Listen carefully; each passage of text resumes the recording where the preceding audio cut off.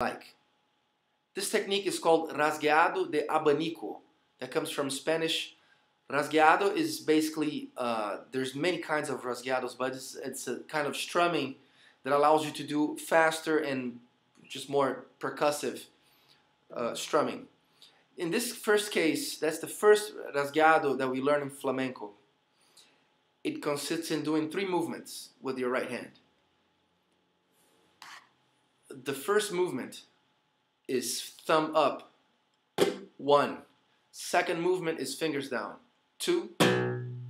And third movement is thumb down, 3. Here we go. 1, 2, 3. 1, 2, 3. 1, 2, 3. It's important to know that in order to execute this technique correctly, it should be very relaxed. And there's a little trick here. It's a nice tip. Is the fact that your wrist will twist, always following the movement of the thumb. If the thumb goes up, your wrist twists up. When your fingers go down, you only open your hand, but your wrist stays where it is. And finally, when your thumb goes down, your wrist twists down, like so. So here we go again. 1, 2, 3. 1, 2, 3. 1, 2, 3. It's important to, when you do number 2, which is fingers down, to keep your thumb in place, because your thumb is going to be the next one to move. If you, when you play with your fingers down, you bring your thumb down as well, that's bad, because then your thumb is going to have to go back up, and that makes the technique ineffective. Again, we're running into that same thing I just said, the same tip, the easiest movement. That's one of the fundamentals of good technique, is to always prepare the next movement. Whenever you're going to finish doing something, your body or your hand needs to be ready for the next movement. So if I play my fingers down and my next movement is my thumb down, then my hand should be just like this when my fingers go down, so that the thumb can do its job.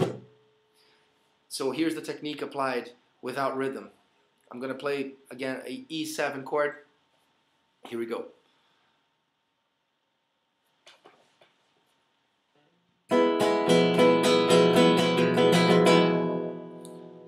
Again, I'm going to do a little faster so you have an idea of the flow that this technique can give you.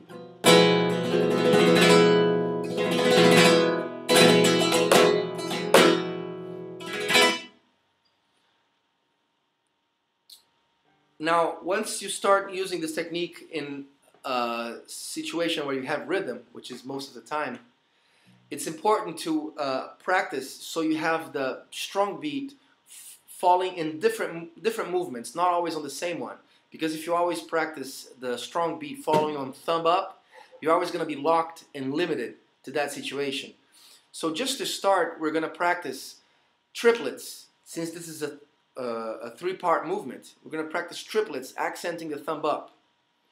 1, 2, 3, 1, 2, 3, 1, 2, 3, 1, 2, 3. Now with the chord E7, 1, 2, 3, 1, 2, 3, 1, 2, 3, 1, 2, 3. Once you have that down, you should practice and switch that sequence. For example, let's put the strong beat on thumb down. 1,